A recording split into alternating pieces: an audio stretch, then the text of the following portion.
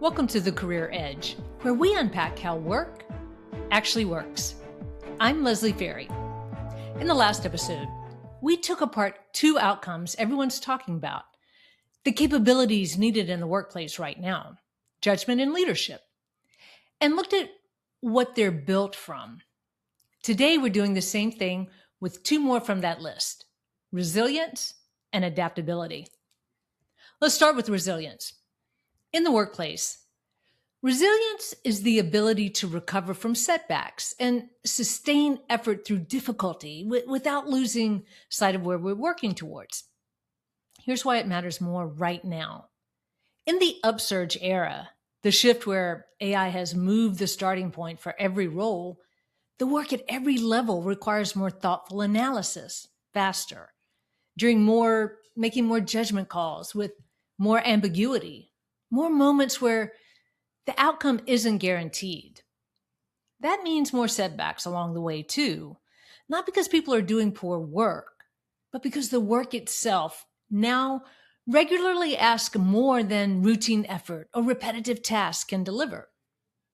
Resilience is what determines whether those setbacks become information we use or obstacles that can stop us. An essential skill underneath resilience is confidence, but it's worth defining since the word gets misunderstood. Confidence isn't a trait some people have and others don't. It's a belief in ourselves. When we're faced with something we've never done before, confidence is the belief that we can figure it out, combined with the willingness to start before we have the full answer. That belief is exactly what's needed in the moments setbacks hit. Here's why that specifically produces resilience. Someone without that belief tends to wait for clarity before they start acting, which means setbacks can stall them. They need to feel sure again before they move. Someone with confidence keeps moving through the uncertainty itself, which is what lets a setback become something you work through instead of something that stops you. But confidence alone can turn into stubbornness without a second skill, intellectual humility. Here, intellectual humility means genuinely taking in what the setback is telling us, letting go of a tightly held belief about our method rather than defending it. It's what lets someone say, this specific approach failed, and stay open to doing something different, while still holding on to the belief that the underlying goal is reachable. The setback itself is also what creates the need for the third piece, critical thinking. It forces us to look at the situation from a different perspective than the one that got us here.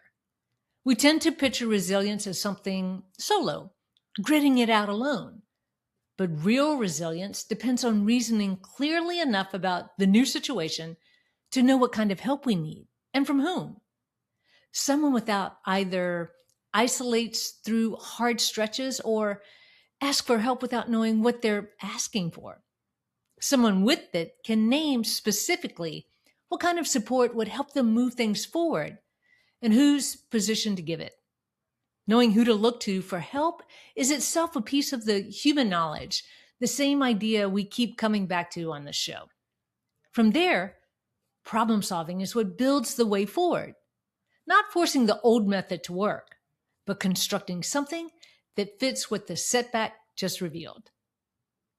So resilience as an outcome is confidence that a setback is workable, intellectual humility to let go of a method that isn't working, critical thinking, sharp enough to know what kind of help is needed, and problem solving to build the way forward.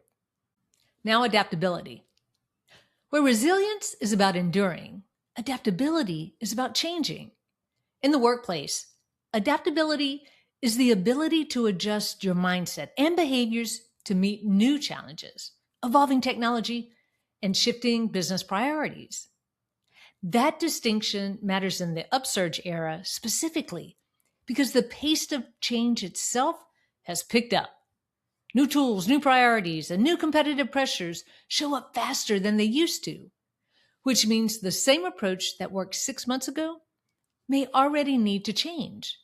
Not because it failed, but because the situation around it changed. The adaptability starts with critical thinking, aimed outward this time.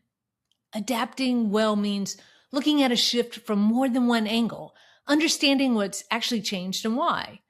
It also means looking ahead, not just reacting once change has already landed, but intentionally scanning for what's coming so you can get ahead of it rather than catching up to it.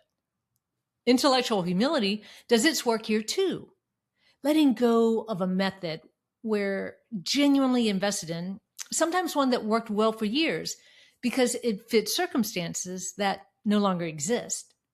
Without it, someone can see the change clearly and still hold on to old methods anyway, simply because it's familiar or because it used to be right. And if that shift touches other people, there's one more piece worth naming. The same communication we talked about with leadership. Adapting well isn't just an internal shift.